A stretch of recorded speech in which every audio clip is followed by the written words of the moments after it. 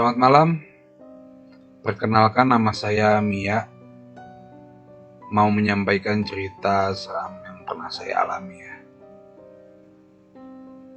Saya sudah 1 tahun ditugaskan pemerintah menjadi bidan desa di Kecamatan Tegal Gondo, tepatnya di Desa Tahunan, sejak tahun 2000.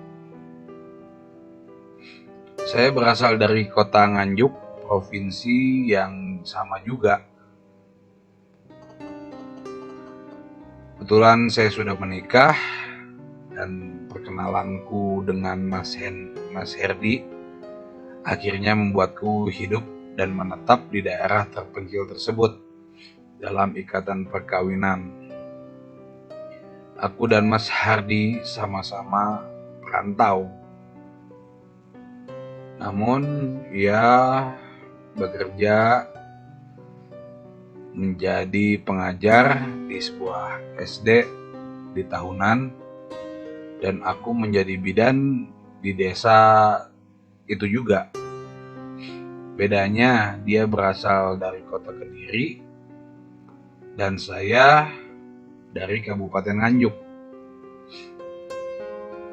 Perkawinanku telah membuahkan 2 orang putra yang kini telah lulus dari SMA dan yang kecil baru kelas 2 SMP di tahun ini juga ya. Pertama kali aku membangun rumah, ada pengalaman unik yang pernah aku alami hingga kini menjadi catatan manis dalam keluargaku.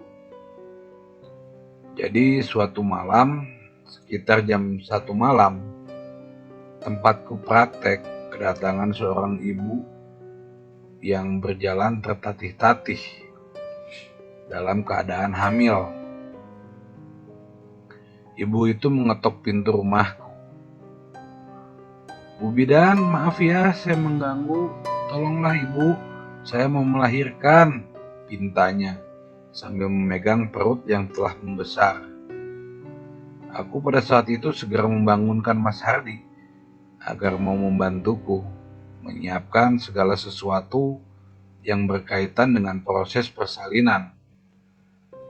Pada saat itu saya pun bertanya, "Ibu kok sendirian?" tanya saya kepada ibu itu ya, sambil membenahi dipan persalinan. "Iya bu, suamiku masih di Tegal Gondo," jawab si ibu itu. Aku tidak mau berpikir banyak. Yang aku tahu, aku harus segera melakukan pertolongan.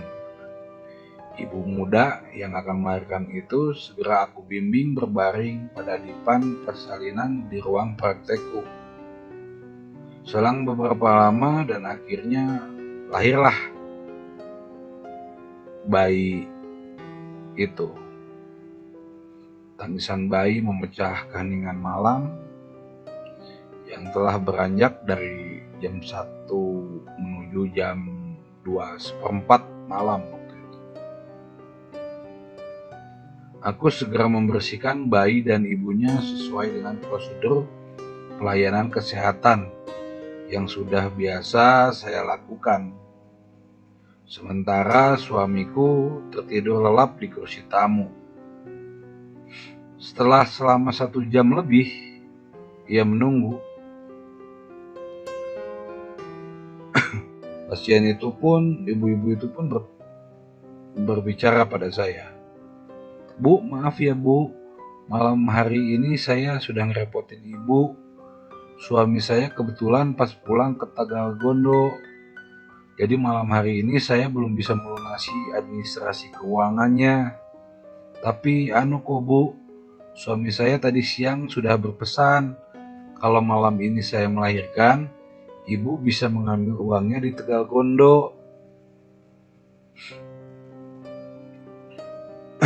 "Sudahlah bu, ibu nggak usah memikirkan itu dulu, yang penting kesehatan ibu baik-baik saja," kataku bijaksana. "Terus ya bu, saya ingin malam ini diantarkan pulang saja ya."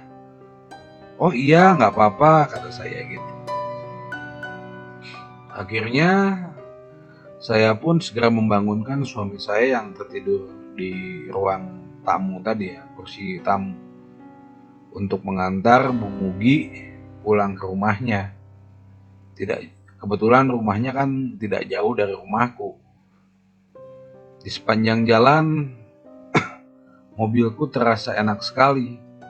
Jalan yang aku lalui terasa datar, seperti kita sedang berjalan di kota. Jadi kan biasanya jalan desa itu bergerenjol ya. Tapi ini nggak tahu kenapa jalannya kerasa enak aja. Perasaanku pada waktu itu, ruang mobil beraroma seperti kembang yang biasa dibuat untuk tabur bunga di pusaran. Jadi wangi mobil tuh tiba-tiba wangi gitu, segar wanginya tuh, wangi-wangi kembang. Suamiku diam aja, dia juga padahal juga merasakan hal yang sama.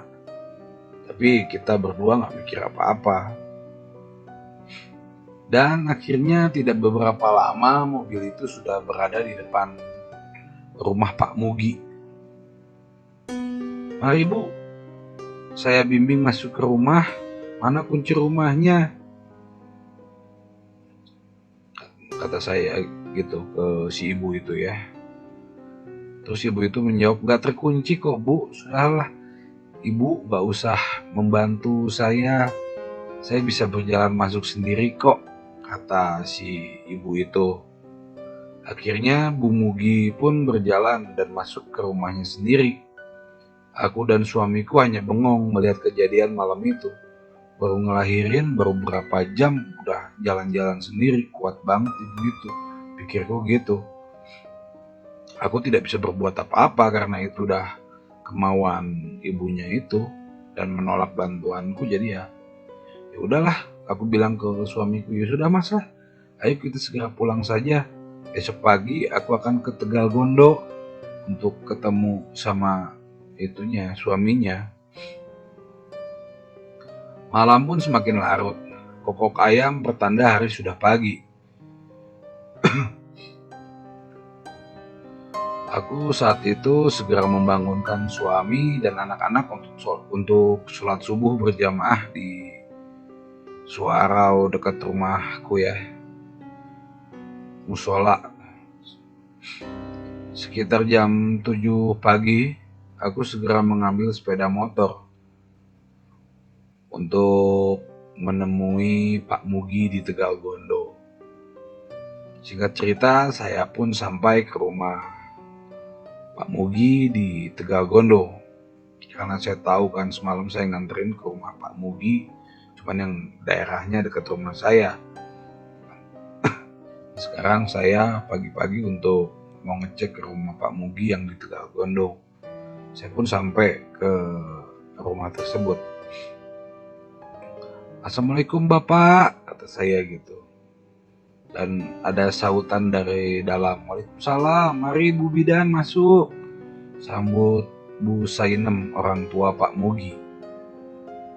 Saya pun berkata, "Selamat ya Bu, tadi malam istri Pak Mugi melahirkan anak laki-laki," kataku memberi kabar. Bu Sainem pada saat itu langsung terheran dan bingung. "Maaf Bu Bidan, apa Ibu Bidan gak salah?" "Wah, enggak Bu, benar kok. Ibu tadi malam cucu Ibu telah lahir. Ini loh saksinya, suami saya," kata saya gitu. Suami saya pun berkata, "Betul Bu, istri Pak Mugi telah melahirkan di rumah saya." Jelas suamiku pada saat itu jujur ya. Terus ibunya Pak Mugi ini berkata, "Tapi begini loh Bu, anakku Mugi itu hingga kini belum punya istri loh. Dan rumahnya yang di tahunan itu tidak pernah ditempati. Jadi saya berpikir, siapa ya? Jadi siapa tadi malam itu? Kalau si Pak Mugi ini belum nikah, belum kawin, terus yang di semalam ke rumah siapa? Aku pun saat itu jadi penasaran. Aku pun langsung segera berpamitan pulang karena di situ Pak Mugi belum menikah dan saya penasaran. Saya juga langsung minta pamit. Sesampai di rumah, ternyata saat saya lihat kembali tempat praktek saya masih dalam keadaan bersih. Seperti tidak pernah ada yang baru melahirkan di situ ya. Jadi tempatnya masih bersih semua, bahkan kayak lap buat ngelap itu semuanya bersih semua, nggak ada. Kan kalau orang melahirkan biasanya suka pakai apa ya? Kalau zaman sekarang sih biasanya kan dipopok ya, ada air ketuban buat ngelap air ketuban itu. Iya. Dan di situ semuanya masih bersih semua.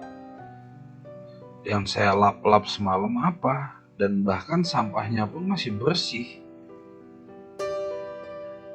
Demikian juga saat saya melihat ke rumah kosong milik Pak Mugi. Rumah itu pun juga kosong melompong, tiada satupun penghuninya. Pada saat itu aku dan suamiku langsung termenung, dan bulu kuduk kami langsung merinding. Oke, sampai sini dulu cerita pengalaman saya sebagai seorang bidan desa. Selamat malam, mohon maaf kalau ada kata-kata saya yang kurang jelas.